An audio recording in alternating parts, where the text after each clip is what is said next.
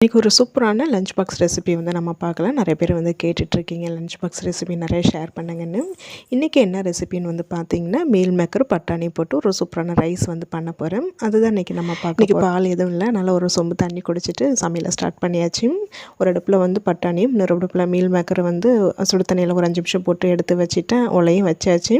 கிரேவிக்கு தேவையானது எல்லாமே வந்து கட் பண்ணிகிட்டு இருந்தேன். இதில் வந்து எண்ணெய் சூடானதுமே இந்த பட்டை கிராம்பு ஏலக்காய்லாம் போட்டு தாளிச்சதுக்கப்புறமா ஒரு 2 வெங்காயம் நல்லா பொடியை கட் பண்ணிவிட்டு சேர்த்து அதை நல்லா வதங்கினதுக்கு அப்புறமா இஞ்சி பூண்டு பச்சை மிளகா சோம்பு ஒரு மாதிரி நசன்னு அரைச்சிட்டு அதையும் சேர்த்துக்கணும். ஒரு 2 தக்காளி வந்து அரைச்சிட்டு சேர்த்துருக்கிறேன். இது கூடவே புதினா தழை சேர்த்து வதக்கிட்டு மஞ்சள் தூள் மிளகாய் தூள் சிக்கன் மசாலா இதையும் சேர்த்து நல்லா வதங்கினதுக்கு அப்புறமா ஊற வச்சிருக்கிற மீல் மேக்கரை நல்லா புழிஞ்சிட்டு சேர்த்து நல்லா கலந்து விட்டதுக்கு அப்புறமா வேக வச்சிருக்கிற பட்டாணியும் சேர்த்து தேவையான அளவுக்கு தண்ணி சேர்த்து நல்லா வந்து தொக்கு பதத்துக்கு வந்து ரெடி பண்ணி எடுத்துக்கோங்க. இதோட ஆறுன சாதம் கொஞ்சமாக நல்லெண்ணெய் சேர்த்து நீங்கள் சாப்பாடு கலரி லஞ்ச் பாக்ஸ் கொடுத்து அனுப்பலாம்.